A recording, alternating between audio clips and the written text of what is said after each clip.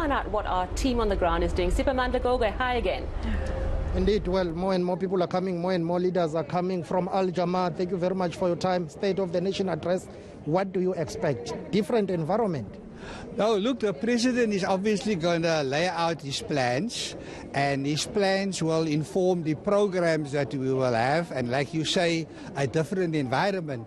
But I think the president needs to take the country into his confidence that South Africa is heading for water shedding, day zeros in thousands of villages, and the African child has to compete with cattle and with dogs to get to waterways to quench their thirst.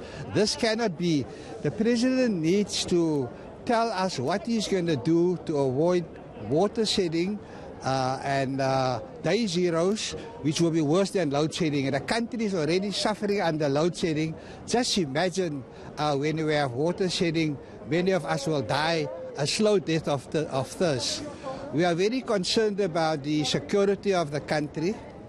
Already America and Britain is looking after our borders and looking after the objectives of the war on terror in South Africa. They think that South Africa will be overrun by insurgents from Mozambique.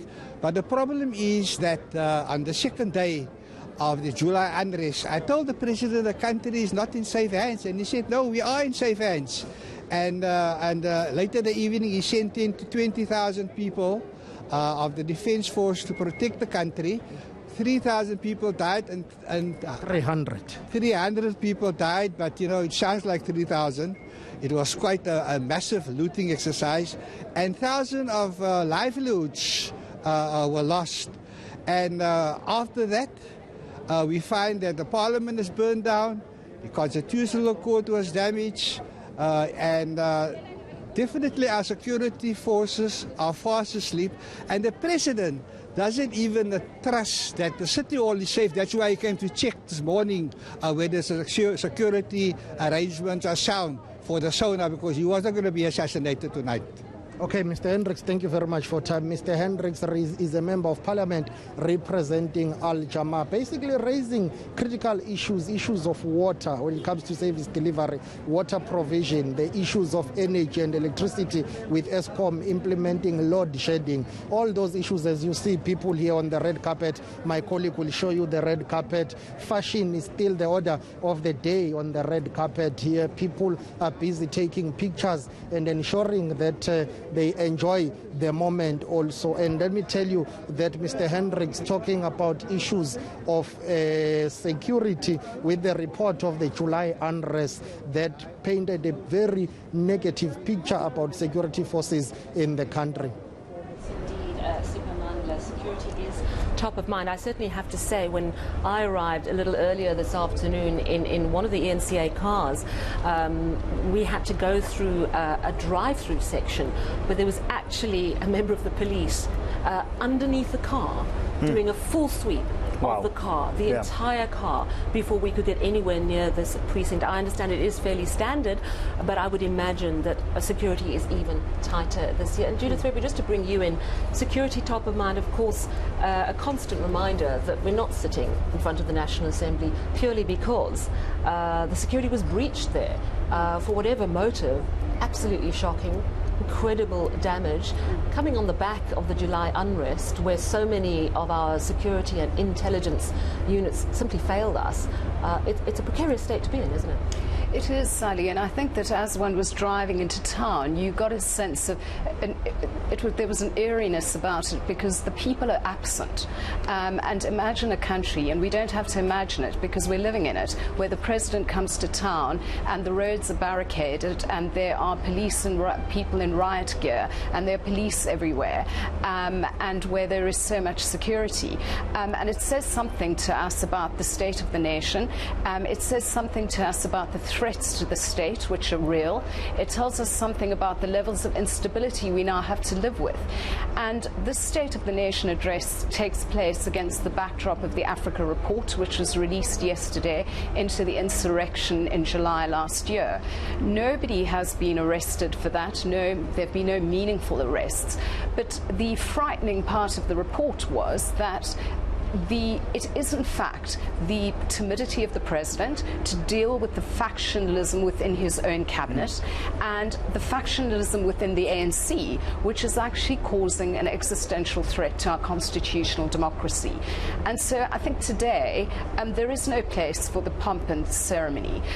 We look over to the City Hall and we see the place where Madiba made that speech when he was released from prison.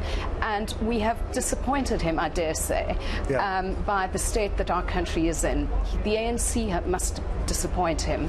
And it feels as if things are extremely unstable. What we're going to need is we're going to need the president to make some bold statements tonight in defense of our democracy, first and foremost. So, Sally, I was saying to you earlier on that I'm upset. Upset is an understatement.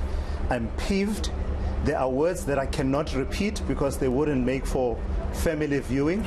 As a South African, I am extremely upset and angry about this situation. I'm seething.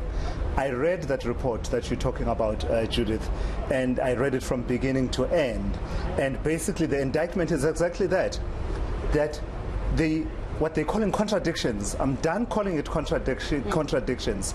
The nonsense, the political nonsense happening in the ANC has become a national security threat. Yeah.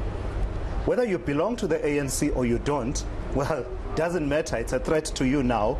Not only that, the people who are entrusted with this situation are sitting on their hands, because the overall responsibility as far as that panel of experts is concerned, it places that at the doorstep of the executive.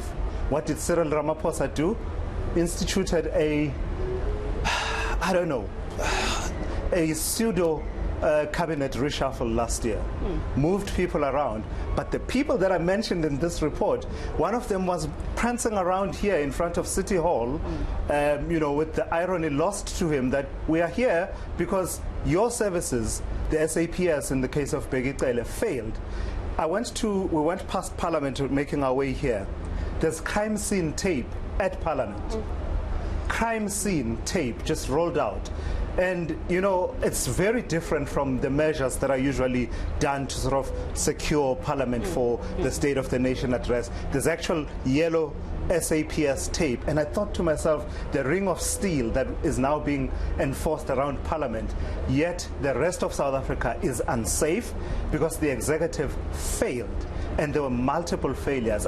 Don't get me started on that report. Tulisise, where you're absolutely right about the lack of accountability. I mean, one of the things that the Africa report also talks about is that the country is awash with lawlessness. We're awash with lawlessness and impunity. And, unless we're going to make firm commitments about the justice system, about the NPA, does what we've heard in the two Zondo reports, does that require special courts to prosecute with speed and to find the resources, no matter what, because the impunity is a threat to our democracy, of course. Yeah. But this very Speaker of Parliament, who today will preside over this sitting, is somebody who checked out and literally checked in somewhere else during the time of the insurrection and was removed from cabinet and then elevated to the position of Speaker. We also had the Minister of Defence and the Minister in the Presidency who were held hostage at the St. George's Hotel this year.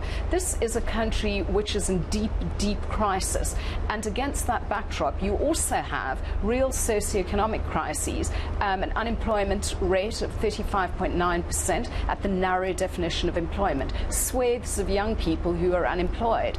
And so if the President is going to come to Parliament today, here at the City Hall, without acknowledging at the very least the backdrop of crisis, and he does seem to have a knack for being preternaturally optimistic. His newsletters land almost directly from the ivory tower in our letterboxes, emails every Monday, and it seems to be skirting around the edges of the crises we face. Yeah. If he doesn't do it now, and if he doesn't expend his political capital now, he may not have another chance. He's always had a reputation as a strategist. As these reports kept landing this year, it was the first part of the Zondo report, it was the SIU report, it was the second part of the Zondo report, and then it was the report into the unrest. It struck me that this is almost building up a body of evidence. Is he are the cards being stacked up for him to make these moves that we've been waiting? Or essentially, should we just say it's never going to happen? This is someone who's not going to make those bold moves. What do you think? Well, Sally, if you wanted a break glass now moment, that was in July last year at the time of the insurrection. But, you know, your argument is the long game. Well, you're proffering that. The problem is the country doesn't have time for the long game anymore. And we are now, the president seems entirely enthralled to internal party politics and paralyzed, cannot make a decision about COVID-19 lockdown. You know, we haven't had a family meeting, I hate that term, but for a long time. It seems as if the country is simply on autopilot. I wrote about this in my Daily Maverick column last week, but we can't afford to be. We can't afford to be on business as usual, talking about social compacts, about an economic stimulus package. We need to see action. And also the president's words tonight need to be backed up by money in the budget speech by eNCA. And Judith, just before we go to a break, even if we were to give him the benefit of the doubt of this long game strategy and approach, well, it's been a long game. The high-level review panel on the security system told him in 2018, 2018 to 2022, is that not long game?